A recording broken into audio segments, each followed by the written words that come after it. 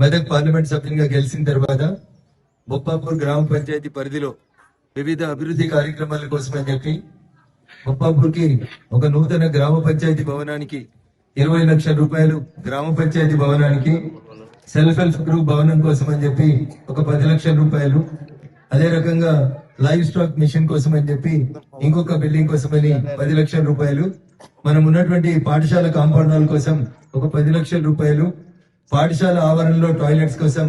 2 లక్షల రూపాయలు, అదే రకంగా రైతన్నలు పండించినటువంటి వివిధ రకాలైనటువంటి వ్యవసాయ ఉత్పత్తుల్ని కాపాడుకోవడానికి ఒక గోదాం కట్టడానికి ఒక 30 లక్షల రూపాయలు. మొత్తం బొప్పాపూర్ గ్రామ పంచాయతీకి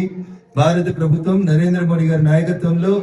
ఉపాధి హామీ పథకం కింద 82 లక్షల రూపాయలతో ఈ రోజు బొప్పాపూర్ గ్రామ పంచాయతీలో ఈ పనుల అభివృద్ధి కార్యక్రమాల్ని గ్రామ సర్పంచ్ గారితో కలిసి భూమి పూజ కార్యక్రమం నిర్వహించడం జరిగింది. నాకు తెలిసినంత మటుకు దేశ చరిత్రలో ఒక పంచాయతీకి ఒకే దఫా 82 లక్షల రూపాయలు అనేది నాకు గుర్తున్నంత మటుకి ఏ ముఖ్యమంత్రి ఊరుకో తప్ప దాదాపు ఎవరి ఊరు కూడా వచ్చినాయని నేను అనుకోవట్లేదు. ఆ రకంగా భారతీయ జనతా పార్టీ ప్రభుత్వం, నరేంద్ర మోడీ గారి ప్రభుత్వం పల్లెలు బాగుండాలి, గ్రామ పంచాయతీలు స్వశక్తి మీద నిలబడాలి, గ్రామ పంచాయతీలు అన్ని కూడా స్వయం సమృద్ధి చెందాలనేటువంటి ఒక మంచి లక్ష్యంతో ఈ కార్యక్రమాన్ని చేపట్టినాం. దుబ్బాకకి శాసనసభ్యునిగా, మెదక్కి పార్లమెంట్ సభ్యునిగా గెలిపించినటువంటి మా గ్రామ ప్రజలు, దుబ్బాక నియోజకవర్గ ప్రజలు, మెదక్ పార్లమెంట్ నియోజకవర్గ ప్రజల యొక్క ఆశీస్సులతో ఈ స్థాయికి ఎదిగిన నేను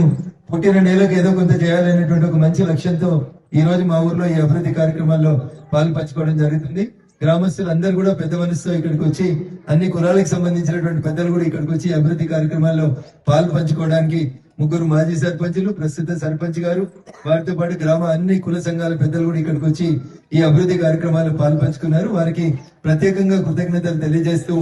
ఎంపీ గెలిచిన తర్వాత ఒక పంచాయతీకి ఇంత పెద్ద మొత్తంలో నిధులిచ్చి భారత ప్రభుత్వం నరేంద్ర మోడీ గారి నాయకత్వంలో మమ్మల్ని అందరినీ ఆశీర్వదించి ముందుకు నడవమని చెప్పింది. అన్ని పంచాయతీలకు కూడా ఇదే రీతి లోపల భవిష్యత్తులో ఇంకా నాకున్నటువంటి 3.5 సంవత్సరాల్లో ఆయా పంచాయతీల అవసరాలను బట్టి పార్టీలు జెండాలు పక్కన పెట్టి ఎవరు వస్తే వాళ్ళకి ఆయా గ్రామాల అభివృద్ధి కోసం సహకరిస్తానని ఈ సందర్భంగా తెలియజేస్తా ఉన్నాను.